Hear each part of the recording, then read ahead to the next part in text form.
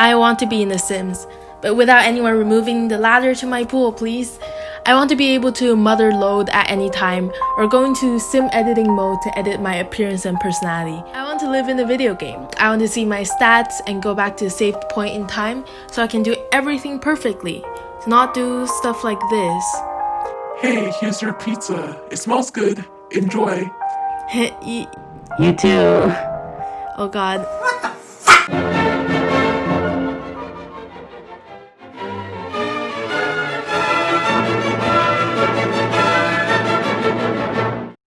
We grow up with an ideal image of the future, and it's always better than whatever's going on now.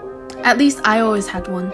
I'm sure I'm not the only one who had all too real short movie scripts about my life in 10 years. It's a little shameful to admit, but whenever I was moving into a new stage in my life, like transferring to a new school or moving, I would often act as myself in the future in a sort of play consisting of made-up scenarios in that setting that I delicately crafted. But as we dove straight into adolescence, high school turned out not to be the oversaturated setting for a wacky protagonist and their shenanigans, but rather it looked a lot more like this. Welcome to the Hotel Hell. Check-in time is now, check-out time is never. But we hold on to hope. Maybe university or adulthood would be smoother, right? Disillusionment settles in as we edge into adulthood and realize it's really not all that cracked up to be. And at some point in our lives, we finally become aware that our dreams of a perfectly harmonious life with the respect that we deserve, a job that we love, a loving relationship, and a blissful family life are just that, dreams.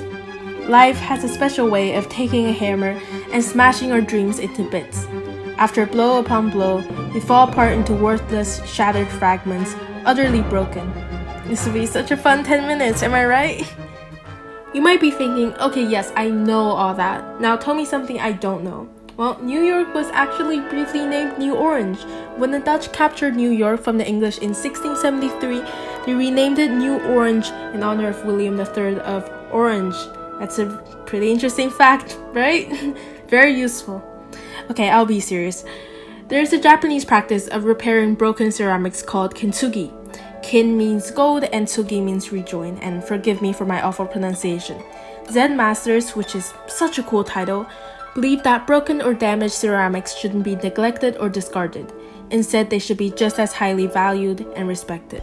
The story behind the Kintsugi technique goes that during the Muromachi period, when Ashikaga Yoshimasa, the 8th shogun of the Ashikaga shogunate, broke his favorite Chinese teacup, he sent it back to China to get it repaired. And what came back was an unsightly monstrosity that had metal staples joining the two pieces. It looked a little bit like this. Yoshimasa decided to try to have some Japanese craftsmen repair it in a more aesthetically pleasing manner. They filled the cracks with lacquered resin and powdered gold. And this is no easy feat, though. It may take up to a month to repair ceramics with the Kintsugi technique due to the extensive steps and the drying time. There is no attempt to disguise the damage, but rather they transform the broken product into something that's even more beautiful than it ever was. The golden shimmering richness that runs along the cracked veins of the bowl ushered in new life and beauty into the damaged. The damage and the scars only serve to make the bowl all the more unique, standing out with its bold statement that despite breaking, it has survived and has only come out more beautiful. Smashing pots in Japanese video games suddenly carries on a lot more meaning now. In an age of consumerism held up by the ideology that what's newer is better, we need the opposing idea of wabi-sabi more than ever. Wabi is said to be defined as rustic simplicity or understated elegance, and sabi is translated to taking pleasure in the imperfect. Wabi-sabi is the appreciation of objects that are worn out, aging, or decaying. Each mark on an object has its own story, and everything is impermanent, and therefore we need to respect its life. With wabi-sabi, we can learn to appreciate the beauty of imperfection as it's hidden and tucked away in our mundane lives. This depends on embracing this muted beauty, rather than perfecting everything. You're familiar with the cultural pursuit of wabi-sabi in Japan? This is what this house is, wabi-sabi vibes. It's fair to say that wabi-sabi should be applied to our lives, to be compassionate with our worst critics, ourselves, and to embrace ourselves, imperfections and all, instead of posing as someone or an ideal that we are not. I don't mean literally embracing ourselves, but feel free to try it even though it might look a little weird. We all need some human contact in lockdown after all. Now I will attempt to do Kintsugi on my own bow. It's not the real Kintsugi technique because I'm not as masterful, nor do I have that much time. I am an IB student after all. I should put some warnings in place first. Please do not secretly break your mom's pottery on purpose and go blame it on this video. Also, please don't do Kintsugi, get a new invigorated sense of meaning, and then accidentally die because you didn't use food grade safe epoxy resin. I didn't find it, so I would just use this bowl for dust collecting or a dwelling place for my pet rocks.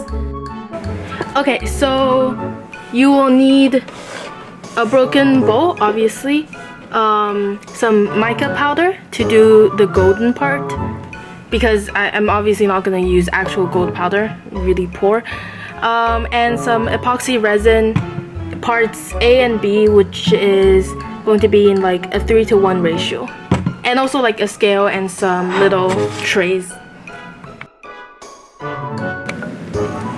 So first you get it's a 3:1 ratio, so you get like 12 grams, I guess. Ugh.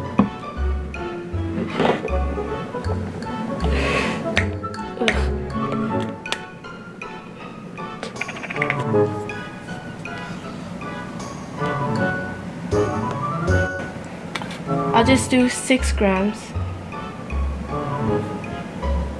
because turns out 6 grams is a lot already. And then you add epoxy B.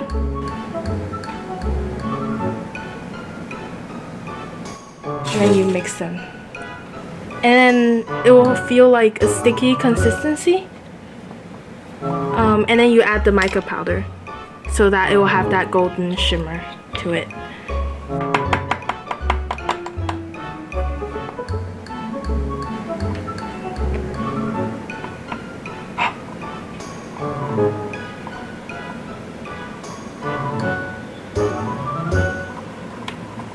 Okay, so you want to make sure there are no chunks in it. And now there's still a lot of chunks. So you just have to keep swirling. And I think this looks pretty good because it has that golden shimmer and it doesn't have any chunks in it anymore. Okay, now you want to use this to piece together this part and this part. So you would just take a little bit and then kind of smear it on this.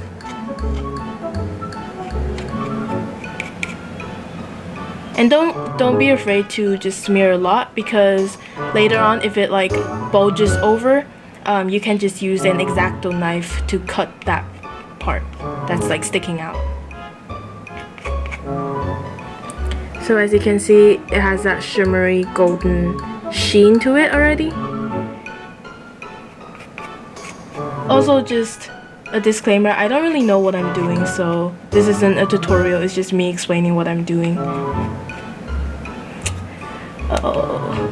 And then you also just put the resin on this part.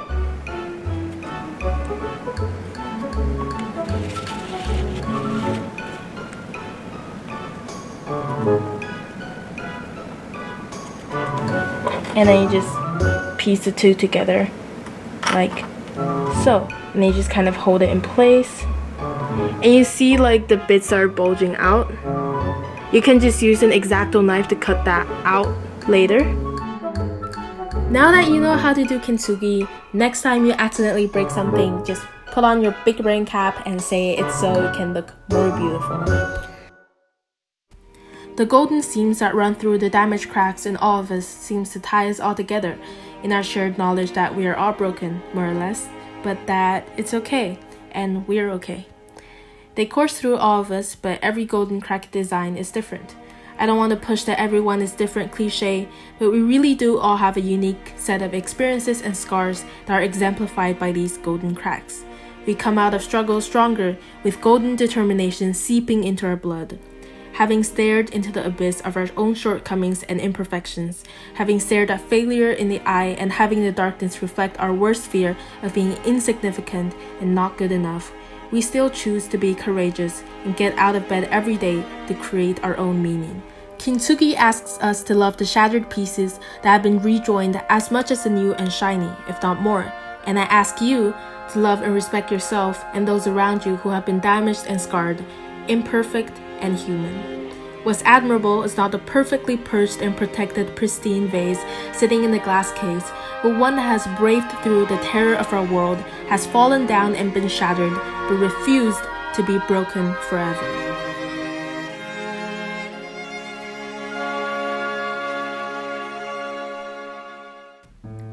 When I take you to the valley, you see the blue hills on the left and the blue hills on the right, the rainbow and the vineyards under the rainbow late in the rainy season.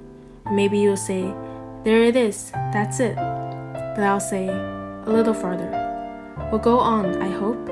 You'll see the roofs of the little towns and the hillsides yellow with wild oats, a buzzard soaring and a woman singing by the shallows of a creek in the dry season. And maybe you'll say, let's stop here, this is it. But I'll say, a little farther yet. We'll go on, and you'll hear the quail calling on the mountain by the springs of the river, and looking back you'll see the river running downward through the wild hills below, and you'll say, isn't that the valley? And all I will be able to say is, drink this water of the spring, rest here a while. We have a long way yet to go, and I can't go without you.